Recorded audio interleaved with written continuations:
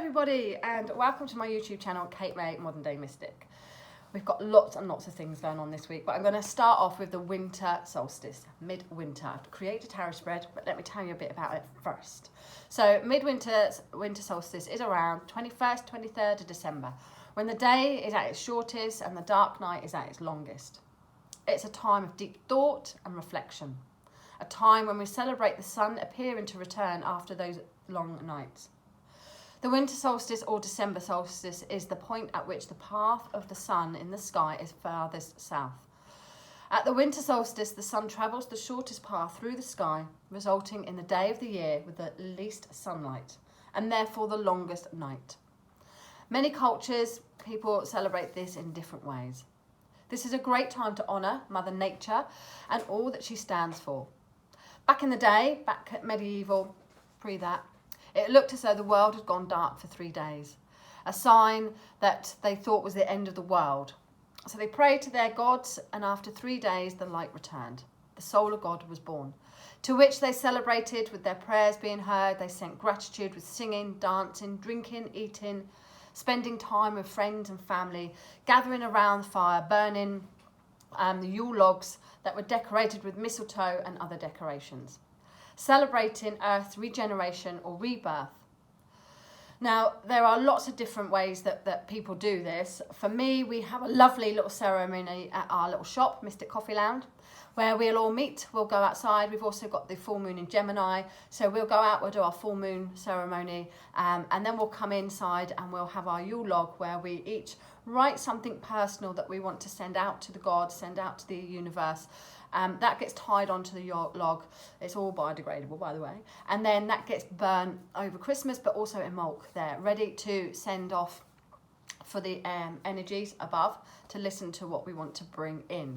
So this is a really good time of reflection now, a really good time to think about where you can get balance in your life, the light in the day, to think about what it is that you're grateful for from this past year, and to count your blessings, and also to think about what it is that you want to bring in for the next 12 months there, or at least the next spring months there, if not too much further from that.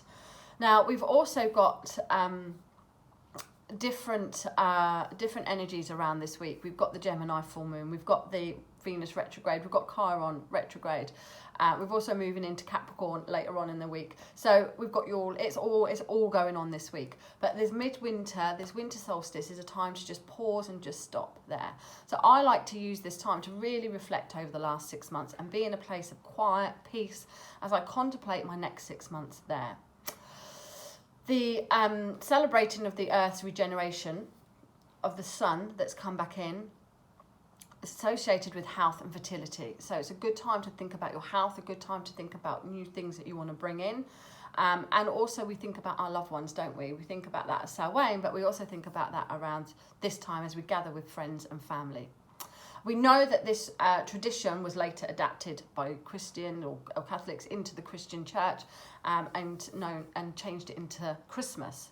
I have my own feelings about that there, because although they say that's when Jesus was born, I'm not sure. I've heard it was born in August, then someone else said it was Easter. You hear lots of different things, don't you? I don't think we're really going to know until we're the other side ourselves. So it's always good, whatever goes on, for me, I think just go with what feels right. And to me, this original tradition feels right for me, honouring Mother Nature and the time and the season. They were doing it way before Jesus was even a thought. So it kind of feels to me that that would have come first. Anyway, let's have a look at your Winter Solstice tarot spread. So, first one, what do you need to shut that is not working now? What do you need to shut that is not working now? Ooh, interesting. It is at the 8 of Swords. Oh God, I'm getting all my words mixed up. The 8 of Swords. So here we have, what do you need to shut that is no longer working? Really, it's your mind. It's the overthinking. It's the, I can't do this, I can't do that. It's the negative patterns. That's what you need to shut. It's not working for you. This card says that frustrations of the mind are binding you, bounding you, tying you, and they're not allowing you to think freely and to think outside the box. So any kind of negative, I can't do this, I'm not good enough, that is what needs to be disappeared. How can you enjoy this quiet time right now? 6 of Swords, moving into calmer waters, a transition. Now, we know that there's transitions going on all the time, but we also know that we could be coming in for a second, third, fourth, fifth circuit break, lockdown, whatever it is. So here it is saying, do you know what do you need to do to enjoy this time? Just go with the flow. Just trust that there is a bigger plan out there. And although you may not know where you're heading, you might not know what you're doing, just trust that the universe has a bigger plan and go with the flow. Something better is around the corner. In the darkness, what will shine? Light. Ooh, the 2 of Wands. Now that's a 2-week period for me. So in the darkness, what will shine? Light. This card is full of hope. Literally says the world is your oyster. It's an action card. It's a movement card. So what will come from this is something more positive, something better, where maybe they're going to make some breakthroughs. Maybe you're making breakthrough, or where you're able to see things and understand that literally the world is at your feet and there is a lot more opportunities ahead of you. So that's what's going to shine for you. Something bigger, something better, new opportunities. What lessons can you learn from this season? Okay, oh, the Justice card. What lessons can you learn from this season? Now, the Justice here indicates about harmony, balance, the truth, doing the right thing and accountability. So this card for me here, what lessons can you learn from this season is the truth always wins. Be truthful, be honest, be fair, do things that you are going to be happy to be accountable for in truth and in justice, and find balance in everything. If you've not been doing anything in truth, if you've been doing anything that's perhaps maybe, you know, with Gemini's energy, maybe a bit gossipy there, know that the truth will come out. If you've been doing anything underhand, if you've been doing anything that you shouldn't be doing, you're going to be held accountable for.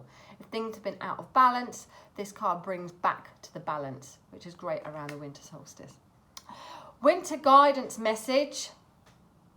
Ooh, it's the 4 of Swords, rest and recuperation. Can't do anything about any of it, just rest, recuperate. And what it says is, if something particular is on your mind that is bugging you, bothering you, put it to one side, just for a mo. You'll come back more energy, you'll come back more focused. This is a time to rest and recuperate, ready to come back with a bang. So use this quiet time, use this winter message, guidance message to rest, recuperate, come back with a bang. There you go. If you'd like to book that that reading yourself, you can just message me or give it a go and let me know how you get on. Take care. Bye.